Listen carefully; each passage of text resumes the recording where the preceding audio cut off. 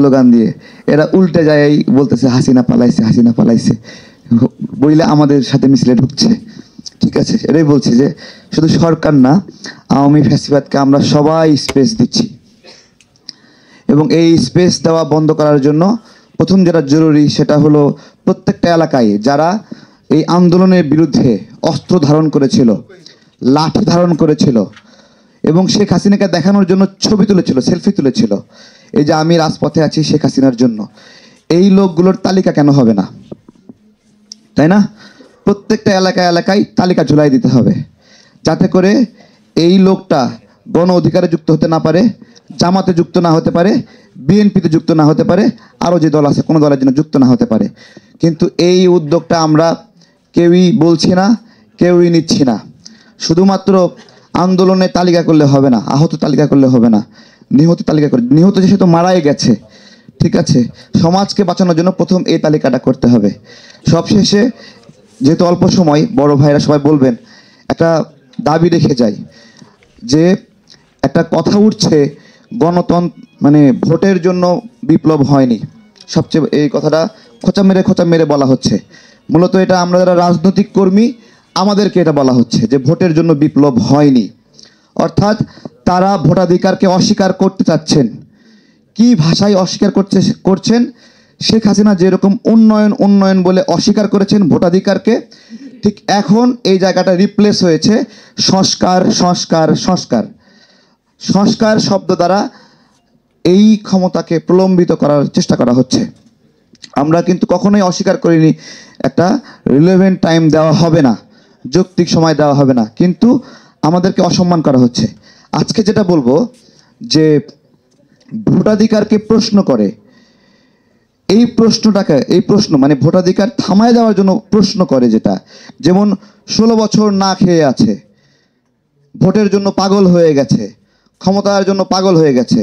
আমার প্রশ্ন হলো, জনগণের জনপ্রতিনিধি নির্বাচন করার যে অধিকার, এই অধিকার নিয়ে কেউ যদি প্রশ্ন করে, সেই প্রশ্নটাও ফ্যাসিস্ট কোশ্চেন কিনা? তাই না? ওইটাও স্বৈরাচারের প্রশ্ন কিনা?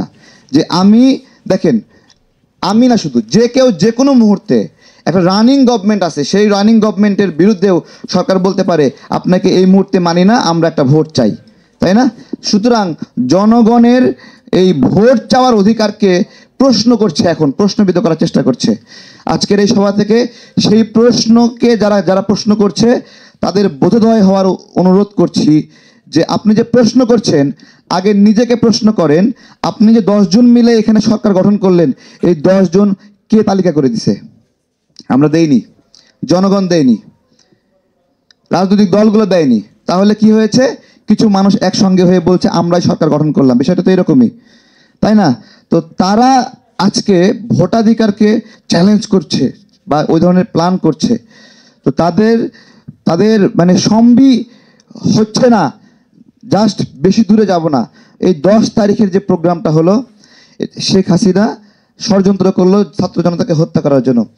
এই দিনে রাজনৈতিক কর্মীরা যদি মাঠে না থাকতো 10 তারিখেও, ঠিক আছে, 10 তারিখেও মাঠে যদি না থাকতো, তাহলে এই সরকার ওই দিনেও পতন হতো।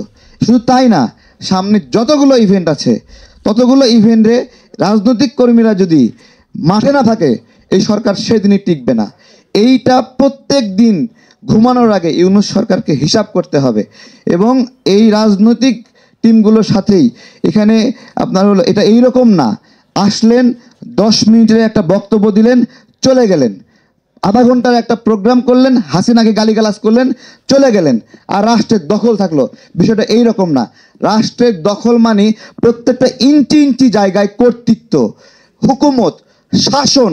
এই শাসন বর্তমান সরকার রাজনৈতিক দলগুলোকে নিয়ে শক্তিশালী হতে পারত, কিন্তু আমরা প্রত্যেকটি জায়গায় দেখছি যে স্কিপ করার একটা টেন্ডেন্সি। যেমন আমরা যখন হলো যমুনাতে গেলাম, তখন আমাদেরকে একটা কথা বলা হয়েছে, আমরা তো মানে এক সরকারকে সরাইয়ে আরেক সরকারকে আনার জন্য আনিনি। ঠিক আছে, এই যে এক সরকারকে সরাইয়ে আরেক সরকারকে আনার জন্য আনিনি, তার মানে এটা একটা দুষ্ট ইচ্ছা প্রকাশ পাচ্ছে। অর্থাৎ ক্ষমতাকে এনজয় করার, প্রলম্বিত করার একটা মনোবাসনা প্রভাব পাচ্ছে।